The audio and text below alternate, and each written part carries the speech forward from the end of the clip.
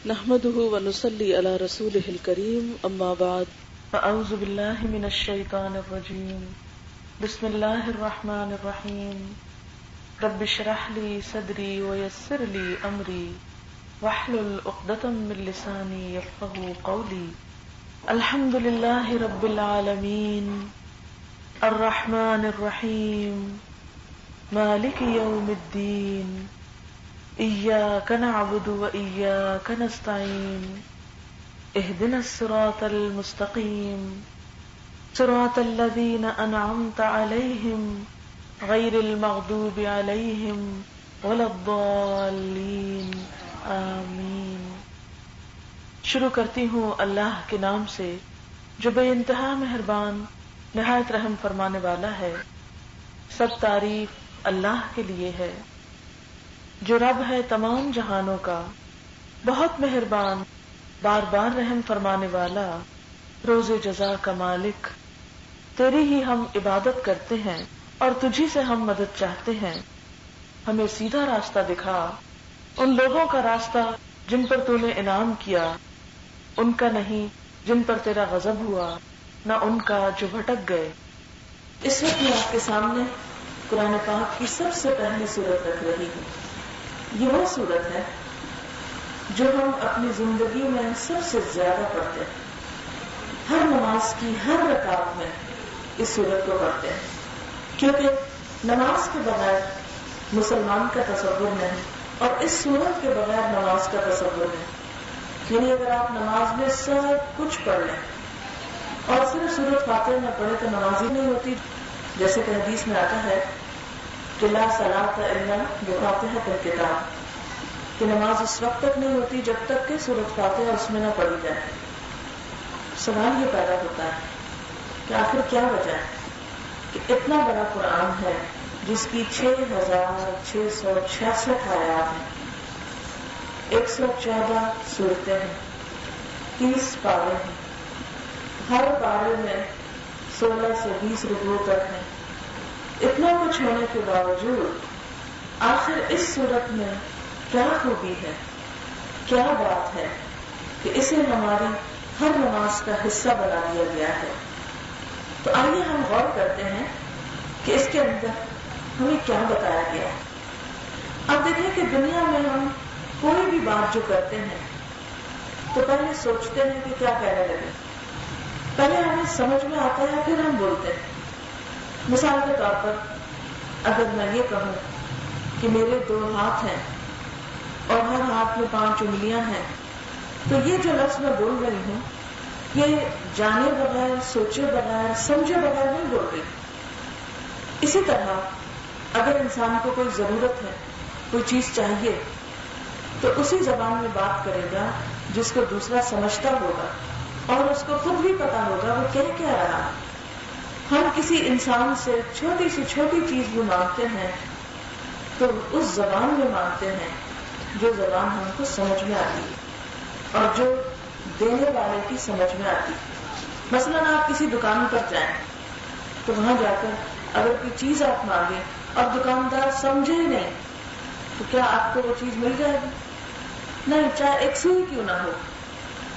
بعض اوقات آپ اگر کسی ایسے ملک میں جائیں جس کی آپ کو زبان نہ آتی ہو تو کیا کرتے ہیں؟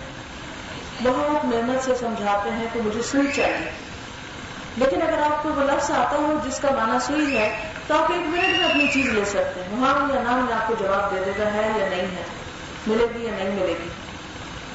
لیکن اگر آپ بات کو سمجھتے ہی نہیں، سمجھاتے ہی نہیں، جانتے ہی نہیں، تو دوسرے سے نہ آپ کو صحیح معنی میں کوئی فائدہ پہنچ سکتا ہے، نہ آپ اپنی بات صحیح معنی میں سمجھا سکتے ہیں۔ اب آپ دیکھیں کہ ہم ہر نماز کے اندر ہاتھ باندھ کر سورۃ فاتحہ پڑھتے ہیں، لیکن ہمارے بہت سے لوگوں کو اس کا صحیح مطلب ہی نہیں آتا۔ انہیں پتہ ہی نہیں کہ ہاتھ باندھ کے جب ہم کھڑے ہیں ہم کیا پڑھ رہے ہیں، ہم کیا کہہ رہے ہیں، ہم کیا مانگ رہے ہیں۔ آپ دیکھیں کہ انسان اور جانور میں سب سے بڑا فرق جو ہے وہ عقل کا ہے۔ جانور بھی کھانا کھاتے ہیں، وہ بھی سوتے ہیں، وہ بھی بچے پیدا کرتے ہیں، وہ بھی گھر بناتے ہیں اور اس میں رہتے ہیں، انسان بھی ایسے ہی کرتا ہے، کھاتا پیتا بھی ہے، پہنتا اوڑھتا بھی ہے، گھر بناتا ہے، شادی کرتا ہے، بچے پیدا کرتا ہے. یہ دونوں کام تو ایک جیسے ہو گئے. فرق کس چیز کا ہے؟ فرق سمجھ کا ہے. جانور کھاتا ہے، یہ نہیں دیکھتا کہ اپنا ہے یا کسی اور کا ہے. اپنے کھیت سے کھا رہا ہوں، کسی اور کے کھیت میں منہ ڈال رہا ہوں. اسی طرح اس کو یہ نہیں پتا چلتا کہ اس نے کیا کہنا، وہ کیا بول رہا. مثلاً آپ دیکھیں کہ ایک چڑیا چو چو چو چو کرتی رہتی ہے، وہ کوئی پتہ نہیں چلتا کہ کیا وہ مانگ رہی ہے یا رو رہی ہے یا اس کو بھوک لگی یا یہ ہنس رہی. تو پتا چلا چڑیا ہنستی، اس کو مسکراتے ہوئے دیکھو تو پتا وہ ہر وقت صرف چو چو چو چو کرتی. اس کا رونا بھی چو چو، اس کا ہنسنا بھی چو چو، اس کا مانگنا بھی چو چو، اس کا سب کچھ بے سمجھے بات کرتی. انسان اور جانور میں فرق کیا ہے؟ عقل کا. اور عقل کی وجہ سے انسان اپنے منہ سے جو لفظ نکالتا ہے وہ سوچ سمجھ کے نکالتا ہے. آپ نے دیکھا ہوگا کہ جو لوگ پاگل ہوتے ہیں، جن کی عقل نہیں کام کرتی، وہ کس طرح بات کرتے ہیں؟ وہ بے وجہ ہنسنے لگ جاتے ہیں، بے وجہ رونے لگ جاتے ہیں، بے وجہ کسی کے پیچھے بھاگنے لگ جاتے ہیں، بغیر سوچے سمجھے بول رہے ہوتے ہیں، کبھی چیخ چلا رہے ہوتے ہیں. لیکن کوئی عقل مند انسان جان بوجھ کے ایسا نہیں کرتا. اس سے کیا پتہ چلتا ہے کہ انسان وہ ہے کہ جو اپنی عقل استعمال کرے، اپنی عقل کو کام میں لائے، سوچ سمجھ کے بات کرے، ہنسنے کی جگہ پہ ہنسے، رونے کی جگہ پہ روئے، مانگنے کی جگہ پہ مانگے، دینے کی جگہ پہ دے. اللہ تعالیٰ قرآن پاک میں فرماتے ہیں، سورۃ الرحمن سب نے سن رکھی ہے، بہت خوبصورت اس کی تلاوت ہوتی ہے. الرحمن علم القرآن خلق الانسان علمہ البیان. الرحمن رحمان، علم القرآن اس نے قرآن سکھایا، قرآن کی تعلیم دی. خلق الانسان اس نے انسان کو پیدا کیا. علمہ البیان اس کو بیان کرنے کی تعلیم دی، بیان کرنا سکھایا، بولنا سکھایا. گویا جس رب نے بولنا سکھایا ہے اسی رب نے قرآن سکھایا ہے. اور انسان اپنی زبان سے جتنی بھی باتیں کہتا ہے، جتنا کچھ بھی بولتا ہے، جتنی بھی کتابیں پڑھتا ہے، جو بھی کوٹیشنز کوٹ کرتا ہے، جو بھی شعر و شاعری کرتا ہے، ان میں سب سے بہترین کلام کس کا ہے؟ اس کائنات کے بادشاہ کا، اللہ رب العزت کا. لہذا بہترین بات جو ہم اپنی زبان سے نکالتے ہیں وہ کیا ہے؟ قرآن کی بات ہے، اللہ کی بات ہے. لیکن اس کے باوجود ہم سب دیکھ رہے ہیں اپنی زندگی میں کہ ایک طرف اللہ تعالیٰ کو سب سے بڑا کہتے ہیں، قرآن کو سب سے بڑی کتاب کہتے ہیں، اس کو اللہ کا کلام مانتے ہیں، لیکن اسی کی بات کو سمجھتے نہیں، اسی کی بات کو جانتے نہیں کہ وہ کہتا کیا ہے. آپ دیکھیں جس کو ہم بہت بڑا سمجھتے ہیں تو جب ہمیں کوئی بات کہتا ہے اور اگر اس کی آواز آہستہ ہمیں سمجھ نہ ہو تو ہم اور قریب ہو جاتے ہیں، اچھا کیا کہا، کام لگاتے ہیں، اچھا کیا مجھے سمجھ میں دوبارہ بتا دیجیے. کیوں؟ اس لیے کہ آپ کو پتا ہے کہ اس کی بات بڑی اہم ہوتی ہے. اگر پتا چلے کہ کسی کی بات میں بڑا فائدہ ہے تو آپ دیکھیں گے کہ آپ اس کی بات اور دھیان سے سنتے ہیں. مثلاً آپ دیکھیں کہ بچے ماں کی بات نہیں سن رہے ہوتے ہیں، جب وہ کہتے ہیں ادھر آؤ ایک چیز دو، کیا کرتے ہیں؟ سب کچھ چھوڑ کے آ جاتے ہیں. کیوں؟ اس لیے کہ چیز ملنی. تو جس بات میں فائدہ ہوتا ہے وہ بات دھیان سے سنتے ہیں. اچھا بعض اوقات آپ نے دیکھا ہوگا کہ کوئی بند ڈبہ ہوتا ہے نا، آپ باہر سے لے کے آتے ہیں، بچے اس کے پیچھے پڑ گئے، اس میں کیا ہے، اسے کھولو، اسے دکھاؤ.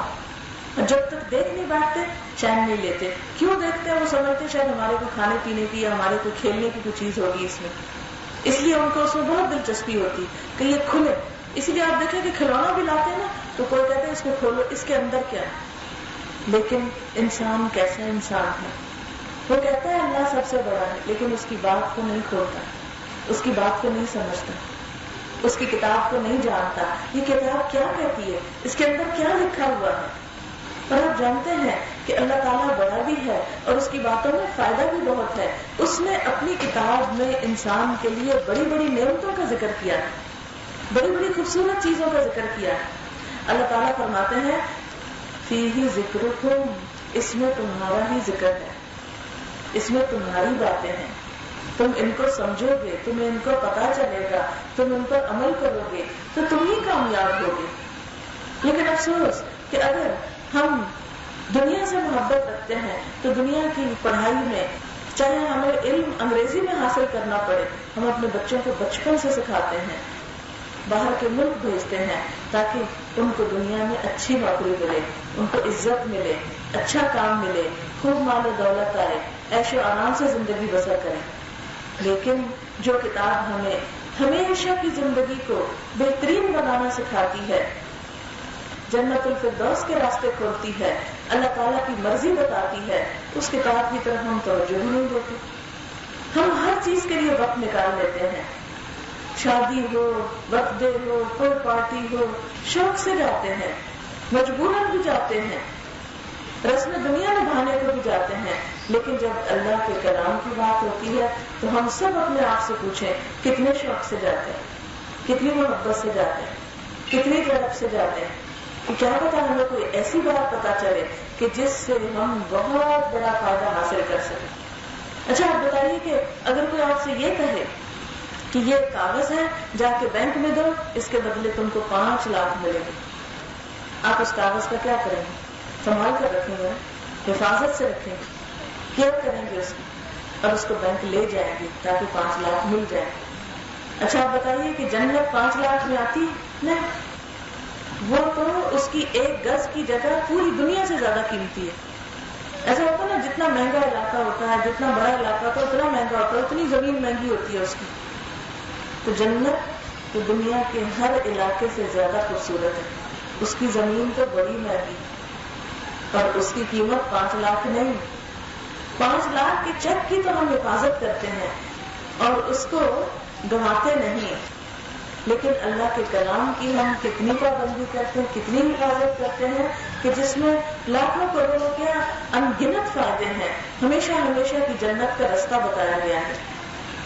اللہ تعالیٰ اپنی مخلوق سے بات کرتے ہیں، اس میں اپنی طرف آنے کا راستہ بتاتے ہیں. اس میں ہم میں سے کتنے لوگ ہیں جو اس راستے کو جاننا چاہتے ہیں، اس کتاب کو کھولنا چاہتے ہیں، وہ پیسے کیش کرانا چاہتے ہیں جن کے نتیجے میں جنت ملتی ہو. ہم دیکھیں نا، سب جانتے ہیں کہ پہلے ہم کچھ نہ تھے. مثلا 100 سال پہلے میں اور آپ کہاں تھے؟ کچھ پتا؟ کچھ تھے؟ کچھ بھی نہیں تھے. پھر ہم اس دنیا میں پیدا ہوئے، میں اور آج آپ ایک دوسرے کو دیکھتے ہیں. پھر ایک وقت آئے گا ہم پھر کچھ نہیں ہوں گے. اب ہمارے دادا پردادا کہاں ہیں کہیں پتا؟ قبریں بھی پتا کہاں ہے. کوئی ہوتا ہے جس کو پتا ہوتا ہے اس کے پردادا کی قبر کس شہر میں، کس جگہ پر، کون سی ہے. اچھا اب ہم ہیں، پھر ایک وقت آئے گا کچھ نہیں ہوگے. قرآن پاک میں اللہ تعالیٰ فرماتے ہیں پھر ایک وقت آئے گا جس میں دوبارہ تم ہوگے. یعنی پہلے تم مردہ تھے، کنتم امواتا فاحیاکم، پھر اس نے تم کو زندہ کیا، ثم یمیتکم، جب تم کو موت دے گا، ثم یحییکم، پھر زندہ کر دے گا تم کو. یعنی انسان کی اصل موت نہیں ہے، انسان کی اصل زندگی ہے. انسان مر کے کچھ نہیں، انسان جی کر ہے کچھ، جو کچھ بھی ہے. ہم پہلے کچھ نہیں تھے، اب ہم بن گئے نا، اب ہم پھر جب نہیں ہوں گے تو پھر بنیں گے. یہ نہیں ہو سکتا کہ دوبارہ نہ بنے. زندگی کے بعد موت، موت کے بعد پھر زندگی لازم ہے. قرآن پاک میں ہمیں یہی بتایا گیا ہے کہ لوگوں، تم کو اس نے زندگی دی، پھر موت دے گا، پھر زندہ کرے گا، پھر اس کی طرف تم واپس جاؤ گے. جس طرح ہم اس دنیا میں آئے ہیں ایسے ہی جانا ہے، پھر جی اٹھنا ہے، پھر ہمارا حساب ہونا ہے، پھر ہم سے پوچھ ہونی ہے کہ بتاؤ کیا کر کے آئے ہو. جو کچھ تمہیں بتایا گیا تھا میں نے اس کتاب میں ایک ایک بات کھول کر بتا دی تھی. مجھے کیا پسند ہے، کیا پسند نہیں ہے، کیا کرنا چاہیے، کیا نہیں کرنا چاہیے. ذرا بتاؤ کہ کیا تم نے ان باتوں پر توجہ کی، ان باتوں کا سوچا، ان پر دھیان دیا، ان کو امپورٹنس دی، ان کو سنا، اس کے لیے وقت نکالا، اس کے لیے اپنی آنکھیں استعمال کی، اس کے لیے اپنا دماغ استعمال کیا، اس کے لیے اپنے کان استعمال کیے. سوچو، اللہ تعالیٰ نے ہمارے لیے یہ جو آنکھ، کان، ناک، دل، دماغ بنائے ہیں، قرآن پاک میں آتا ہے ان السمع والبصر والفؤاد كل اولئک کان عنہ مسئولا. ان السمع بے شک کان، والبصر اور آنکھیں، والفؤاد اور دل، کل اولئک یہ سارے کے سارے، کان عنہ مسئولا ان سب سے سوال کیا جائے گا، ان سب سے پوچھا جائے گا. کیا پوچھا جائے گا؟ کہ تم نے ان کو پا کر کیا کیا، کیسے کیا، آنکھوں سے کیا کام لیا، جس نے دی تھی اس کی خوشی کا یا اس کو ناراض کرنے کا، کانوں سے کیا کام لیا، وہ سنا جو اس کو پسند تھا یا وہ سنتے رہے جو اس کو پسند نہیں تھا. اچھا، ہم میں سے کون کہتا ہے کہ میوزک سننا اللہ تعالیٰ کو بہت پسند ہے اور اللہ تعالیٰ خوش ہوتے ہیں اس کو سننے سے؟ ہے کوئی جو کہتا ہے؟ کوئی نہیں کہہ سکتا. اس میں جو بول ہوتے ہیں وہ بھی اللہ تعالیٰ کو بڑے پسند آتے ہیں. جو فحاشی کی باتیں مرد عورت کے لیے اور عورت مرد کے لیے کرتا ہے وہ اللہ تعالیٰ کو بڑے پسند ہے. کوئی نہیں کہہ سکتا کہ گانا اللہ کو پسند ہے، لیکن ہم وہ دن رات شوق سے سنتے ہیں. جو اس کو پسند نہیں وہ شوق سے سنتے ہیں. اور کون یہ نہیں کہتا کہ قرآن اللہ کو پسند ہے، اللہ کا اپنا کلام ہے.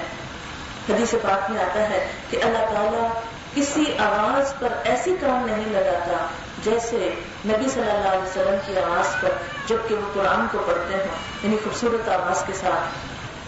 سب سے پسندیدہ آواز اللہ تعالیٰ کے نزدیک اس کی کتاب کی خوبصورت قرات اور تلاوت کی آواز ہے. ہم میں سے کتنے لوگ ہیں جو وہ آواز پسند کرتے ہیں؟ اب دنیا میں تو ہمارا حال یہ ہے، جو اللہ کو پسند ہے وہ ہم کو پسند نہیں، جو اس کو پسند نہیں وہ ہم کو پسند ہے. دنیا کو ہم اس طرح گزار رہے ہیں جو ہماری پسند کی ہے. آخرت میں یہ کیسے ہو جائے کہ ہم وہاں چلے جائیں جو اس کی پسند کا ہے یا وہ ہمیں پسند ہے؟ نہیں. اگر آخرت کی جنت چاہیے تو وہ کام کرنے پڑیں گے دنیا میں جو اس کو پسند ہے، چاہے ہمیں خود نہ بھی پسند ہو. اب اللہ کی پسند کہاں سے پتہ چلے گی؟ کون بتائے گا کہ یہ اس کو پسند ہے اور یہ اس کو پسند نہیں؟ یہ اس کی کتاب، اس کا قرآن، اس کا کلام، یہ ہم کو بتائے گا. اللہ سبحانہ و تعالیٰ فرماتے ہیں ذالک الکتاب، یہ کتاب لا ریب فیہ، اس میں کوئی شک نہیں، ھدی للمتقین، متقی لوگوں کی ہدایت کے لیے آئی ہے. کتاب انزلناہ الیک مبارک، یہ کتاب جو ہم نے آپ کی طرف اتاری ہے بڑی بابرکت ہے. کیوں اتاری ہے؟ لیدبروا آیاتہ، تاکہ لوگ اس کی آیتوں میں غور و فکر کریں. ولیتذکر اولو الالباب، اور تاکہ عقل والے لوگ نصیحت حاصل کریں، نصیحت پکڑیں، سمجھیں، سیدھے راستے پر چلیں. اللہ تعالیٰ خود قرآن پاک میں فرمایا هو خیر مما یجمعون، یہ کتاب ان سب چیزوں سے اچھی ہے جن کو لوگ جمع کر رہے ہیں. جو مال و دولت اور دنیا کی چیزیں سمیٹنے میں دوڑ رہے ہیں ان سب سے بہترین ہے یہ کتاب. لیکن ہم اس کو کتنا سمیٹ رہے ہیں؟ ہمیں کتنی صورتیں یاد ہیں؟ ہم سب کسی کو نہیں پوچھیں، خود اپنے بارے میں سوچیں. مثلا اگر میری بہن حافظ قرآن بھی ہو، کیا مجھے کوئی فائدہ ہوگا؟ مجھے تو نہیں ہوگا نا. یہ تو ایسے ہی ہے نا، اگر میری بہن کا ایک شاندار محل ہو، گھر ہو، مجھے کیا فائدہ؟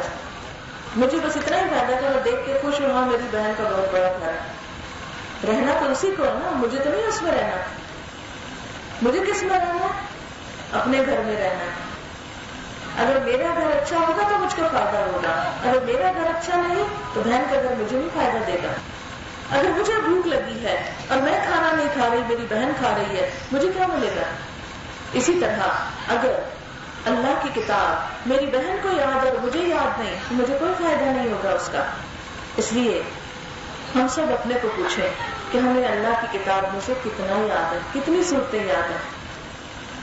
ہم اپنے بچوں کو 6 سال کی عمر سے پہاڑے یاد کراتے، ٹیبلز یاد کراتے. جس کو 10 تک پہاڑے نہ آتے ہیں کہتے ہیں یہ سب نالائق بچہ ہے، اس کو تو کچھ بھی نہیں آتا. اور پھر سیدھے سیدھے نہیں، ڈاچ کر کے اس میں سے پوچھتے ہیں. کیوں؟ اس لیے کہ اگر اس کا میتھس کمزور ہوا تو یہ آگے کوئی اچھی کلاسیں نہیں پڑھ سکے گا، اچھی ایجوکیشن نہیں ملے گی اس کو، اور یہ آگے کامیابی نہیں ہوگا. فخر سے ماں کہتی ہے میرا بچہ 7 سال کا، اس کو 10 تک پڑھایا جاتا ہے. ہم میں سے کتنوں کے بچے 7 سال کے اور 10 صورتیں آتی ہیں اس کو؟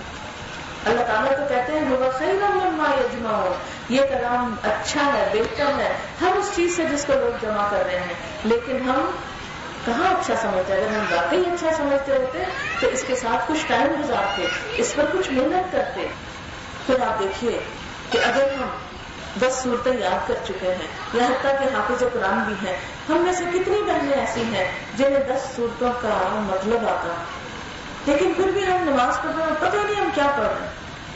آپ اگر بات کریں کسی سے جس کا آپ کو پتہ ہی نہ ہو، آپ کیا لگیں گے؟ کیا لگتا ہے انسان جب ایسی باتیں بول رہا ہو جو اس کو سمجھ ہی نہ آئے؟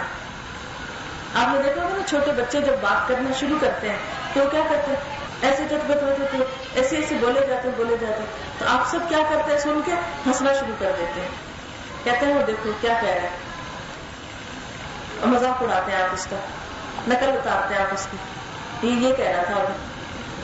لیکن جب ہم نماز میں کھڑے ہو کر بولے جاتے ہیں ہم کو پتہ نہیں ہم کیا بول رہے ہیں.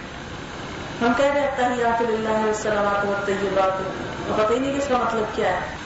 تو ہم کیا پڑھ رہے ہیں؟ ہم قرآن کی تلاوت کرتے ہیں اور ہم کو پتہ ہی نہیں ہم کیا پڑھ رہے ہیں. کبھی کوئی ناول بھی ایسا پڑھا، کوئی کہانی بھی ایسی پڑھی، کوئی سائنس کی کتاب بھی ایسی پڑھی، کبھی اخبار ایسے پڑھی کہ آپ کو پتہ ہی نہ کیا پڑھ رہے ہیں، آپ پڑھے جا رہے ہیں. لیکن آخر ایسا کیوں ہے کہ ہم قرآن شریف کے ساتھ یہی سلوک کر رہے ہیں اور پھر کہتے ہیں یہ اللہ کی سب سے بڑی کتاب ہے. اچھا قرآن شریف آیا کیوں ہے؟ اللہ تعالیٰ فرماتے ہیں ہدایت کے لیے آیا ہے. ذالک الکتاب لا ریب فیہ ھدی للمتقین، یہ ہدایت کے لیے آیا ہے، لوگوں کو راستہ دکھانے کے لیے آیا ہے، لوگوں کو بتانے کے لیے آیا کہ ان کا نفع کس میں ہے اور نقصان کس میں ہے، ان کو جنت کس چیز سے ملے گی، ان کے لیے سزا کس چیز میں رکھی ہوئی ہے، کس چیز سے ان کا رب خوش ہوتا ہے، کس چیز سے ناراض ہوتا ہے. اس کتاب میں تو یہ سب باتیں لکھی ہوئی ہیں، کون سے کام کرنے چاہیے، کون سے نہیں کرنے چاہیے، کن لوگوں کو اللہ کا انعام ملا، کن لوگوں کو سزا آئی، کون لوگ اللہ کے پسند والے تھے، کون اللہ کے پسند نہیں تھے. ہم اپنا کچھ جائزہ لے کے خود آئینہ دیکھیں کہ کیا ہم میں تو ایسی کوئی بات نہیں جو اس کو پسند نہ آ رہی ہو، کیونکہ جانا جو اس کے پاس ہے، کوئی اور راستہ تو نہیں. چلے میں اور آپ مل کے سوچتے ہیں کہ ہم نہیں مرنا چاہتے، کچھ اور کرنا چاہتے ہیں، بولے کیا کریں گے؟ تو چلے گی ہماری. جب موت آتی ہے ہم سے پوچھا جاتا ہے مرنا چاہتے ہو کہ نہیں مرنا چاہتے، واپس جانا چاہو گے کہ نہیں چاہو گے. ہم میں سے ہر شخص کیا چاہتا ہے؟ اچھا مستقبل اس کا ہو، اچھا فیوچر ہو. لیکن دنیا کے فیوچر کے لیے تو محنت کرتے ہیں، آخرت کے فیوچر کے لیے اللہ کی کتاب بھی نہیں پڑھتے، ناظرہ بھی کم پڑھتے ہیں، اس کے پاس ہی دنوں تک نہیں جاتے، مہینوں نہیں دیکھتے اس کو کھول کے. بیچاری گرد میں پڑی رہتی، ٹائم ہی نہیں ملتا، کیا کریں، بچے چھوٹے ہیں کیا کریں، مہمان بہت آتے ہیں کیا کریں، کئی کئی باتیں کرتے ہیں. بات یہ ہے کہ جس کام کو ہمارا دل چاہتا ہے وہ تو ہم ہر سنت کر لیتے. کل پرسوں ایک بچی نے خط لکھا مجھے، اس نے اپنا کوئی مسئلہ بیان کیا.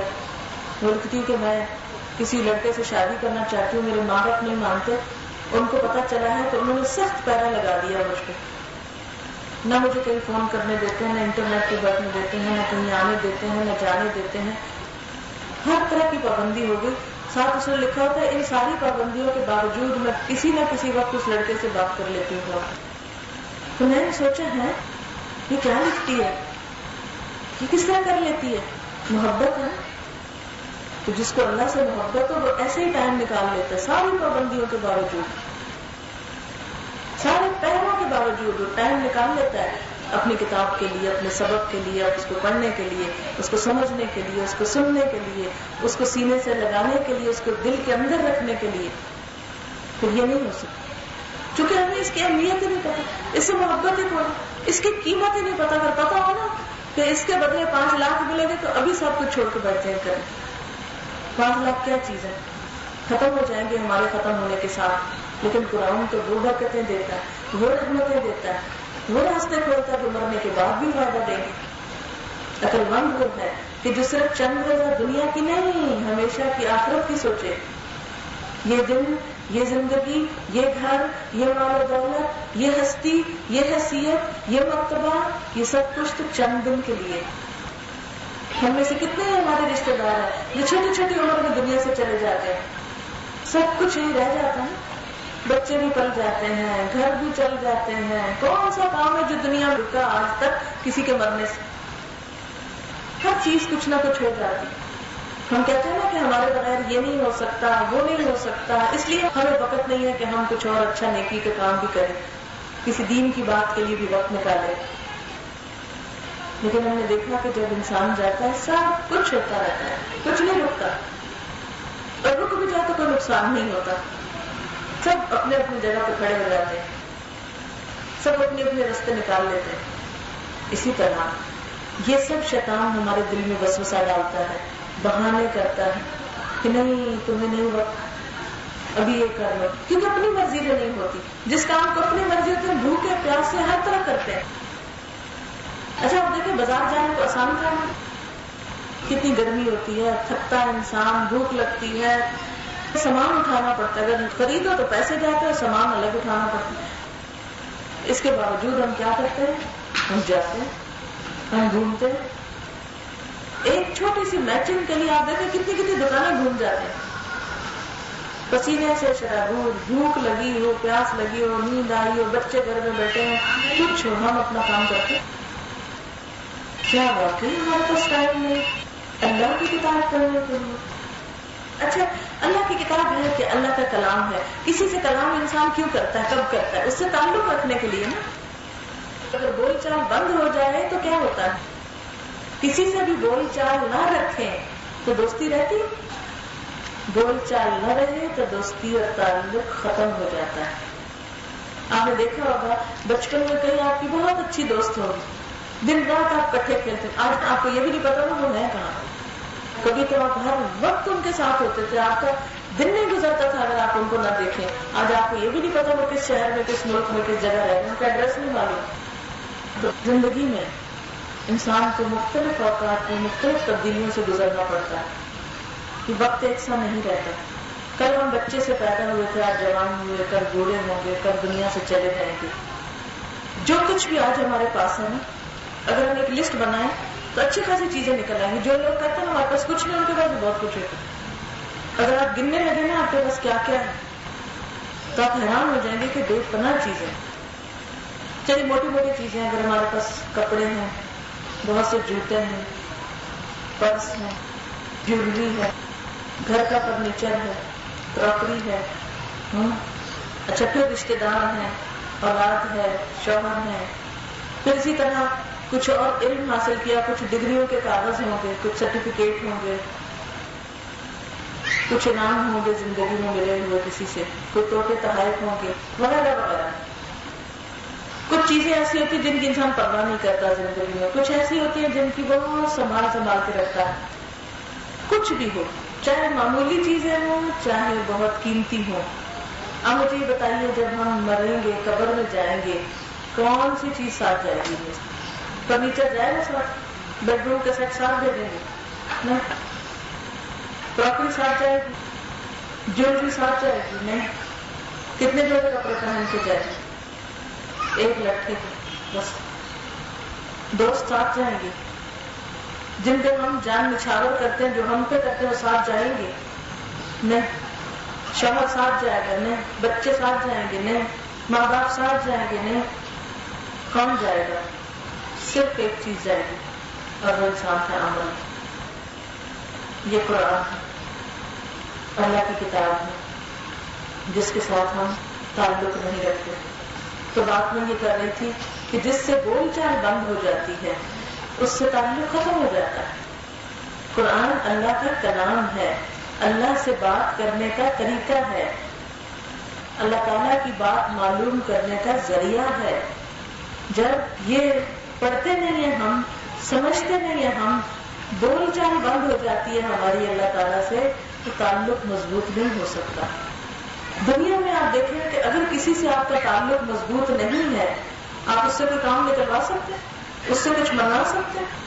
اسے خوش کر سکتے ہیں؟ نہیں. اسی لیے آپ دیکھیں کہ لوگ دنیا کے کام نکلوانے کے لیے کیسے کیسے لوگوں سے تعلق بنا کے رکھتے ہیں، اور تعلق بنانے کے لیے کیا کچھ ان کو خوش کرنے کے لیے نہیں کرتے. بڑی بڑی دعوتیں ان کے لیے کریں گے، بڑے بڑے تحفے ان کو دیں گے کہ یہ ہم سے خوش رہیں، ان سے ہمارا تعلق رہے کہ کل کسی کام آئیں گے. رشوت کیوں دیتے ہیں؟ اسی لیے دیتے ہیں. تو بالکل اسی طرح اگر ہم چاہتے ہیں اللہ تعالیٰ سے ہمارا تعلق رہے، اللہ تعالیٰ کو ہم خوش کریں، تو ہمیں اس کی کتاب پڑھنی ہوگی، اس کا کلام جاننا ہوگا کہ ہماری بول چال رہے اس سے. وہ ہم سے کوئی رشوت نہیں مانگتا، کسی چیز کا تقاضا نہیں کرتا. وہ اگر ہم سے کہتا ہے زکات دو تو وہ بھی اس کے بندوں پہ جاتے ہیں، اس کو تو کچھ نہیں فائدہ، نہ اس کو ضرورت ہے. قربانی کرتے ہیں تو اس کو کچھ نہیں ملتا، نہ خون جاتا نہ گوشت جاتا، وہ تو بندوں کو ہی ملتا ہے سب کچھ. وہ دیکھتا ہے کہ ان کا دل کیا ہے، میری بات کتنی مانی. جب ہم نماز پڑھتے ہیں نا تو ہمارے سجدے سے اس کو نہیں فائدہ، وہ کیا دیکھتا ہے، میری بات کتنی مانی. جب میں نے بلایا حی علی الصلاۃ حی علی الفلاح تو یہ کتنا میری طرف بھاگ کے آئے. انہوں نے اپنی مرضی کی کہ میری بات سنی. وہ یہ دیکھتا ہے. کوئی اللہ کے نام پہ مجلس ہو، کوئی ایسا قرآن پڑھنے کی بات ہو تو وہ یہ نہیں دیکھتا کہ اس انسان نے کتنا زیادہ پڑھ لیا. وہ دیکھتا کتنی خوشی سے پڑھا، کتنی خوشی سے سنا، کس شوق سے آئے، کس شوق سے بیٹھے، کیا سیکھا، کیا ساتھ لے کے گئے، اس کو کتنا پلے باندھا، اس نے میری بات کو کتنی امپورٹنس دی. اگر یہ کہ جب ہم یہ کہتے ہیں زبان سے اللہ سب سے بڑا ہے، اللہ اکبر، تو پھر اللہ کی کتاب کی ہر بات سب سے بڑی ہے. پھر ایسا کیوں ہے کہ ہم دنیا کی ساری کتابیں پڑھنے کے لیے خود بھی وقت نکالتے ہیں، لیکن اللہ کی کتاب پڑھنے کے لیے وقت کیوں نہیں ہے ہمارے پاس؟ ہم سب کہتے ہیں نا قرآن سب سے اچھی کتاب ہے، اسی لیے تو اس کو چومتے ہیں، اسی لیے تو اوپر رکھتے ہیں، اسی لیے تو پیٹھ پیچھے نہیں ہونے دیتے. انڈیا میں ہنگاموں میں لوگ کیوں مر رہے ہیں کہ قرآن جلا دیا انہوں نے؟ محبت ہے نا قرآن سے، لیکن سمجھ نہیں آتی. ایک طرف محبت کی بات کرتے ہیں، دوسری طرف اس کو سنتے بھی نہیں ہیں، پھر اس پر عمل بھی نہیں کرتے، اس کو سمجھتے بھی نہیں. تو اگر ہم نے اس سے کوئی تعلق ہی نہیں رکھنا، یہ آئی کس لیے؟ وہ بتائیے کہ کیوں بھیجی گئی ہے، کیا مقصد ہے اس کے آنے کا؟ اس لیے اگر ہم چاہتے ہیں کہ ہماری زندگی اللہ پاک کی مرضی کے مطابق ہو جائے، اور کیوں؟ اس لیے کہ ہم نے واپس ادھر ہی جانا ہے، کیونکہ بنایا اس نے ہے نا، بھیجا اس نے ہے، اس لیے واپسی بھی اسی کی طرف ہے. اس سے ہمارا رشتہ ختم نہیں ہو سکتا. اور یہ بھی ہم جان چکے کہ مرنے کے ساتھ ہی سارے ساتھ چھوڑ جاتے ہیں. اللہ کی مرضی کے کام ہی اللہ تعالیٰ کو پسند آتے ہیں، یہی اس کو خوش کر سکتے ہیں. قبر کے اندھیرے میں، اس کیڑوں کے گھر میں، اس مٹی کے گھر میں، ایسے گھر میں جس کی کوئی کھڑکی دروازہ ایئر کنڈیشنر نہیں ہے، دنیا میں کوئی ایسی جگہ دل گھٹنے لگتا ہے، وہ گھر جہاں کوئی بھی روشنی نہیں ہے، وہاں اگر کسی چیز کی روشنی ہوگی، کوئی چیز کام آئے گی تو یہی قرآن کام آئے گا. اسی لیے وہ حدیث پاک میں آتا ہے کہ قرآن اپنے پڑھنے والے کے لیے قبر میں خوبصورت ساتھی کی شکل میں ہوگا، جو اس کو مانوس کرے گا، جس کی وجہ سے اس کو وحشت نہیں ہوگی. آپ تجربہ کر کے دیکھ لیجئے، اگر کبھی دل کو وحشت ہو رہی ہو، کبھی خوف آ رہا ہو، کبھی غم آ رہا ہو، ڈپریشن آ رہا ہو، رونے کو دل چاہ رہا ہو، آپ کیا کریں؟ قرآن کھول کے پڑھنا شروع کریں. شرط یا علاج ہے، ہو نہیں سکتا کہ 15 سے 20 منٹ آپ مسلسل قرآن پڑھیں اور پھر آپ کے دل کو چین نہ آئے. آ جائے گا، کیونکہ یہ اللہ کا وعدہ ہے، شفاء لما فی الصدور، یہ شفا ہے، علاج ہے اس بیماری کا جو سینوں کے اندر ہے، جو دل کے اندر ہے. دل میں کیا کیا ہوتا ہے؟ خوف، غم، دکھ، ڈپریشن، حسرت، یاس، مایوسی، پریشانی. آج کیا وجہ ہے ہمارے معاشرے میں خودکشیاں ہو رہی ہیں؟ آج کیا وجہ ہے کہ ہمارے دلوں کے اندر چین نہیں، خوشی نہیں؟ اس کی وجہ یہی ہے کہ ہم قرآن کی طرف نہیں آتے. آپ دیکھیں ہمارے گھر گھر میں ٹیلی ویژن ہے، گھر گھر میں ٹیپ ریکارڈر موجود ہے، لیکن کتنی کیسٹیں ہیں قرآن کی؟ اس میں تلاوت کی کتنی کیسٹیں، کتنے قاریوں کی ہیں؟ آپ دیکھیے کہ گانا تو لیٹسٹ آ گیا ہے ہمارے گھر میں، چاہے ہندو کا ہو، چاہے کسی اور کا ہو، چاہے انگریزوں کا ہو، چاہے طرح طرح کے نام ہے، سب کو معلوم ہے. یہ سوچتے ہیں کون سی لیٹسٹ البم آئی ہے، اچھا یہ آئی، ایک دوسرے سے پوچھیں گے، لے آئیں گے. 100 روپے کی آتی ہے، لے آئیں گے، چلائیں گے، اس کو لگائیں گے دن رات اس کے ساتھ ساتھ. لیکن قرآن کے کتنے اچھے قاری ہیں، ان کی کیسٹیں کہاں سے ملتی ہیں، کتنی اچھی اچھی آوازوں میں ہیں. کتنی دفعہ ہمارے ٹیپ ریکارڈر پہ وہ بھی چلتا ہے، کتنی دفعہ ہمارے گھروں میں قرآن کی آواز بھی گونجتی ہے. ہم اپنے آپ سے پوچھیں. میں یہ باتیں اس لیے نہیں کر رہی کہ میں آپ کا جائزہ لوں، نہیں، میں تو اپنے آپ کو بھی سناتی ہوں. مجھے بھی سوچنا چاہیے، آپ کو بھی سوچنا چاہیے کہ اللہ نے مال دیا تھا نا، یہ ساری مشینیں خریدی، اللہ کے دیے ہوئے مال پر، اس کی دی ہوئی نعمت سے ہم اس کے کلام کو سننے کے لیے کتنے پیسے لگاتے ہیں. گانے کے کیسٹ خریدتے ہوئے ہمیں کبھی نہیں پریشانی ہوگی. کہتے ہیں کہ بعض فلمیں اور گانے ایسے ہیں کہ جو انڈیا میں بعد میں ملتے ہیں اور یہاں پہلے ملتے ہیں. یہ ملک الگ کس لیے بنایا؟ جب سب وہی کام کرنے تھے جو وہ کر رہے ہیں، انہی کو ہیرو بنانا تھا، انہی سے محبت کرنی تھی اور اپنا قیمتی پیسہ انہی کی پروڈکشن پہ لگانا تھا. تو یہ ملک کس لیے بنایا؟ اللہ نے ہمیں اتنا پیارا ملک دیا، لیکن ہم نے اس کا کیا حال کر دیا، اس کے رہنے والوں کے ساتھ کیا سلوک کیا ہے. کوئی امن نہیں رہا، چین نہیں رہا. ہم کیا کر رہے ہیں؟ ہمیں سوچنا چاہیے. یہ سوچ کون دے گا؟ یہ شعور کون دے گا؟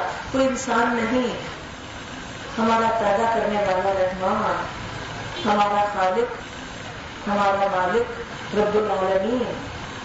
لہذا اگر ہم چاہتے ہیں کہ ہمیں دنیا میں بھی چین، سکون، خوشی، آرام، امن، راحت نصیب ہو، تو ہمارے لیے کیا ہے کہ ہم اس قرآن سے دوستی کریں. اور اگر ہم آخرت میں چاہتے ہیں کہ ہمیں امن چین نصیب ہو، تو بھی یہی اس کا حل ہے کہ ہم اس قرآن سے زندگی بسر کریں. تو میں مختصر الفاظ میں سورۃ الفاتحہ کا معنی بیان کرتی ہوں. فرمایا سب تعریف اللہ کے لیے، سب شکر اللہ کے لیے. کیوں؟ رب العالمین، سارے جہانوں کا رب، ہر چیز کا پالنے والا. رب کہتے ہیں اس کو جو ذرے سے کمال تک پہنچائے، جیسے ایک بیج سے پورا درخت بنتا ہے، یہ بنانے والے کو رب کہتے ہیں. صرف ہمیں نہیں بنایا ایک نطفے سے، بلکہ دنیا کی ہر چیز کو اس نے بنایا، اور صرف بنا کے چھوڑ نہیں دیا، زندگی کا سامان پیدا کیا، کھلانے پلانے کے اسباب مہیا کیے. رب العالمین الرحمن، سب کچھ دے کے بھی ہمارے گناہوں پہ، ہماری زیادتیوں پہ، ہماری بے نیازیوں پہ، ہماری بے وفائیوں پہ درگزر کرتا ہے. کبھی ایسا نہیں ہوا کہ ہم نے غلطی کے فوراً پکڑ لیا، وہ کہہ رہے ہیں تمہارا پانی بند کرتا ہوں کیونکہ تم قرآن نہیں پڑھتے. نہیں، وہ معاف کرتا چلا جاتا ہے. اچھا، کسی وقت یہ بندہ لوٹا ہے، اور اگر نہ کوئی پلٹے پھر اسی حال میں دنیا سے جائے تو پکڑتا بھی ہے. الرحمن الرحیم، بڑا مہربان، بار بار رحم کرنے والا. آج دنیا میں کیا شہرت ہو گئی؟ مسلمان بڑی ظالم قوم، بڑے دہشت گرد، اور دین اسلام بڑا سخت دین. حالانکہ اللہ کی سب سے پہلی صفت کیا بیان ہو رہی ہے؟ الرحمن الرحیم، بڑا مہربان، بار بار رحم کرنے والا. دیکھو کتنی مہربانی ہے اس کی تم پر. آپ دیکھیے کہ ایک طرف طرح طرح کی غذائیں پیدا کی، دوسری طرف زبان پہ ذائقے کی حس پیدا کی. چاہے رنگ رنگ کے کھانے ہوتے، اگر زبان ٹیسٹ نہ کرے تو کچھ فائدہ ہی نہیں. ٹیسٹ ہو بھی تو ناک میں خوشبو نہ آئے تو آپ دیکھیں کتنی بیزاری ہو جائے. آنکھ دیکھ نہ سکے ان کا رنگ تو کیا لطف رہے زندگی کا. لیکن اس نے کبھی ایسا نہیں کیا کہ وہ کہے میں نے انہیں آنکھیں دی، یہ میری مرضی کے خلاف استعمال کرتے ہیں، میں نے ان کو یہ کام دیے، میری مرضی کے خلاف چیزیں سنتے ہیں، میں ان سے چھین رہا ہوں. اگر ہمارے ساتھ کس طرح کرے، ہم بچے کو پین دیں، وہ کاپی پہ لکھنے کے بجائے دیواروں پہ لکھے جاتے ہیں، ادھر لاؤ، میں نے اس لیے تھوڑی پینسل دی تھی دیواروں پہ لکھو، ادھر لاؤ واپس کرو. لیکن اللہ تعالیٰ واپس نہیں لیتے. کیا کرتے ہیں؟ وہ ہمیں رحمت کے ساتھ موقع دیے جاتے ہیں. مالک یوم الدین، جزا سزا کے دن کا مالک ہے. قیامت کے دن بھی حکومت اس کی ہوگی، فیصلہ اس کے ہاتھ میں ہوگا. یہاں کوئی نہیں لکھا ہوگا کہ کسی اور کے ہاتھ میں بھی ہوگا. مالک یوم الدین، مالک ہے یوم دن، الدین جزا سزا کا. قیامت کے دن کے فیصلے بس اس کے اختیار میں ہوں گے، جسے چاہے بخش دے، جسے چاہے عذاب دے. ایاک نعبد، صرف تیری ہم عبادت کرتے ہیں. وایاک نستعین، صرف تجھ سے ہم مانگتے ہیں، صرف تجھ سے مدد چاہتے ہیں. इय्याक नअबुदु, सिर्फ तेरी इबादत करते हैं, यानी सजदा तेरे लिए, दुआ तुझसे, रोजा तेरे लिए, नमाज तेरे लिए, जीना तेरे लिए, मरना तेरे लिए। इय्याक नअबुदु इन्ना सलाती व नुसुकी व महयाय व ममाती लिल्लाहि रब्बिल आलमीन ला शरीक लहू व बिज़ालिका उमिरतु व अना अव्वलुल मुस्लिमीन। कह दीजिए मेरी नमाज, मेरी कुर्बानी, मेरा जीना, मेरा मरना सब कुछ अल्लाह रब्बुल आलमीन। इय्याक नअबुदु व इय्याक नस्तईन, सिर्फ तुझसे मदद चाहते हैं, हम किसी और पे भरोसा नहीं करते, इसलिए कि जो ताकत तेरे पास है, जो खजाने तेरे पास है, किसी और के पास नहीं। तू देख के शर्मिंदा नहीं करता, तू देख के किसी और को बताता नहीं, तुझे देने के लिए किसी और से नहीं लेना पड़ता। देखिए ना, जब हम इंसानों से मांगते हैं तो बाज़ वक़्त उनके पास अपना नहीं होता, किसी से लेके देते हैं। बाज़ वक़्त ना कहते जाओ बाबा माफ करो, कुछ नहीं, वो ऐसा नहीं करता, उसके खजाने कभी खत्म नहीं होते।